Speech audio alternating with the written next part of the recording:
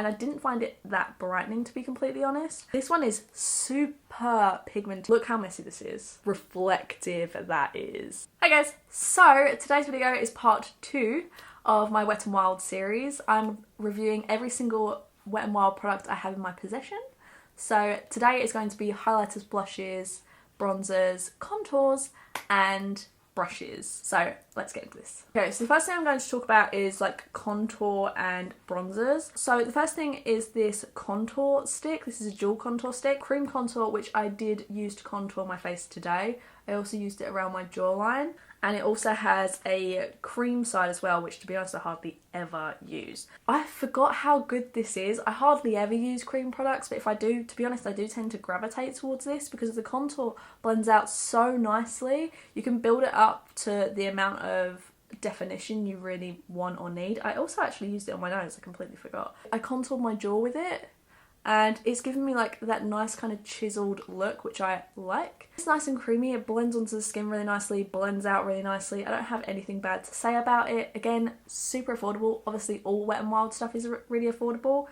I got mine in the shade light medium. So one of the OGs is this contouring palette. I only ever got this. Everyone says it's a dupe for a Marc Jacobs powder. I used this lighter shade here to set underneath my eyes today, and I didn't find it that brightening, to be completely honest.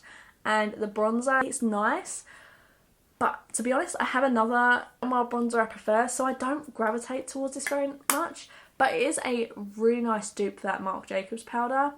It is pigmented. I just don't think it's the right tones for me personally, as someone who's really fair. This is the Colour Icon Ticket to Brazil. These have been reformulated into a similar kind of packaging to this, but it's a little bit longer. And a lot of people say that they don't like this in the new formula. What I will say is this is really dusty. If you want something lightly dust to give you your bronzer a bit more of a sheeny look, and you just want a little bit of a light bronzer and not anything too harsh like I have today, then this is a really nice bronzer. I can't comment on the newer formula, I can only comment on the old formula I had. Okay, so next, this was a limited edition one. This was from like their Fire and Ice collection, and this is in the shade You're Dragging Me Down, which is pretty deep, to be honest. I didn't actually realise there's a lighter shade of this. I used it to bronze today, and you can see how like nicely pigmented it is.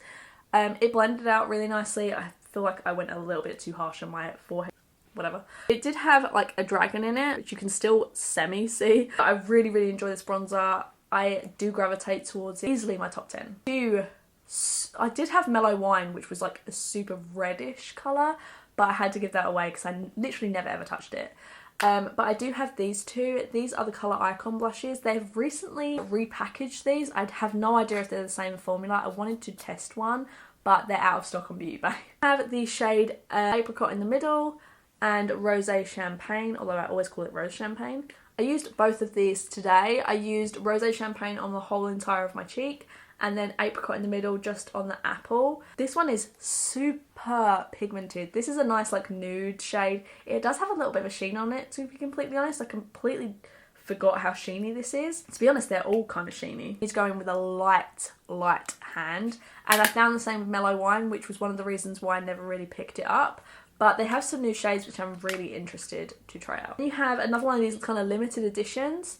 This one is from, again, that kind of like Birds of Paradise collection. And this is super sheeny. This is very much a blush topper. I kind of put this on the higher points of my cheek here. Although you can't tell because I put a lot of highlight on today.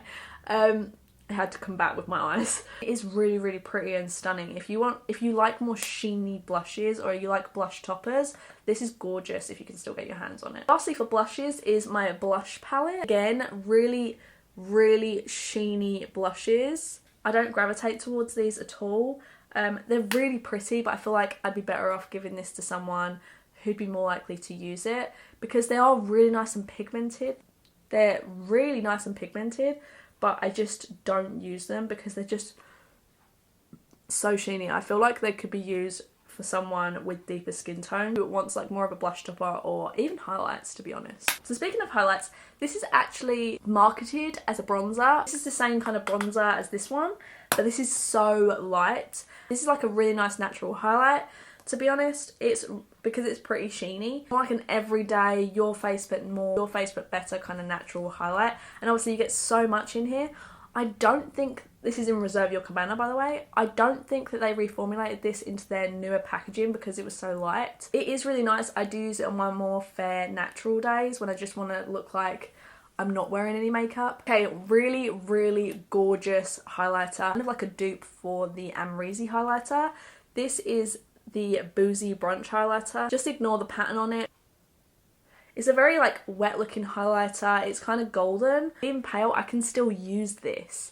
It is domed, so it's more like a baked formula, but it's so pretty. I honestly do recommend. It's a nice big highlighter as well, so you get a lot for your money. One that is super blinding, like this is the one that I'm wearing. I do have that Boozy Brunch one on the top points of my cheek, just like ever so slightly, just I wanted to throw that on there for more of a golden tinge.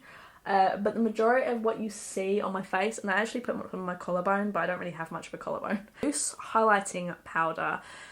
And this is in the shade I'm So Lit. Look at how pretty this shade is. Really, really gorgeous. The only thing is, I would much rather pick up a pressed highlighter than a loose highlighter. It does have a little bit of glitter in it. Look how messy this is. I've used this like twice. How like reflective that is. You can use it as a face highlighter. It is very in your face, and like I said, it's just kind of messy. This is the MegaGlo highlighting palette, and this has all of these. I do have a couple of these singles as well, but I figured because I'm mentioning this one, I don't need to mention all of them. You can get other versions of this that have like a blue and a green highlighter in them as well, which are more fun. These are more natural, everyday kind of ones. You can also get these as singles, but these are super pigmented highlighters. They're very well talked about online. I don't think the palette necessarily is, but the singles definitely are. And if you're looking for everyday but kind of blinding highlighter, those are the ones you want. Almost completely forgot. I just wanted to quickly go through the brushes. Their brushes are really nice and soft. I have a multitude of them. I have the bronzer brush and the highlighter brush from the Fire and Ice collection. These are probably some of my favourites. If you want a lot of highlighter, this is one of Raw Beauty Kristy's favourite bronzer brushes, and I can see why because of the domed shape. This used to be my absolute favourite bronzer and blush brush, and because of its shape you can get like a nice diffused contour, and it's also nice to like get blush on the cheek. It's just a really good everyday brush. One of my favourite foundation brushes. I actually really enjoy doing my foundation with these kabuki kind of brushes. Again, really nice and soft. Don't have any problems with this whatsoever. The full powder brush I use every single time I do powder foundation without fail. Whether it's my Makeup Forever, whether it's the Wet n Wild like Photo Focus powder, I use this every single time for powder foundation, as well as just for loose powder. And then eye brushes. The small concealer brush I'll use on my eyes to cut my crease, or to use for shimmers or glitters or anything like that. I don't even know if you can get any more, but it's more like thin and tapered, and it's really good for the crease or buffing out colour on the lower lash line. And then I have so many of these, so much so that they've changed them, I think. This was the original crease brush, and this is like the newer crease brush. Either way, they're really nice. I have at least like 6 or 7 of these. Overall, I really enjoy Wet n Wild brushes. I think they're really nice and affordable. The white ones are pretty bog standard. The limited edition ones are obviously a lot prettier. They have like Fire and Ice kind of dragon kind of theme, but they're all the same good quality brushes. So that's everything for part 2. In part 3, I will go through eyes and lips, so please subscribe if you want to see that. Give this video a like if you did enjoy it, and I hope to see you all very soon in the next video. Bye!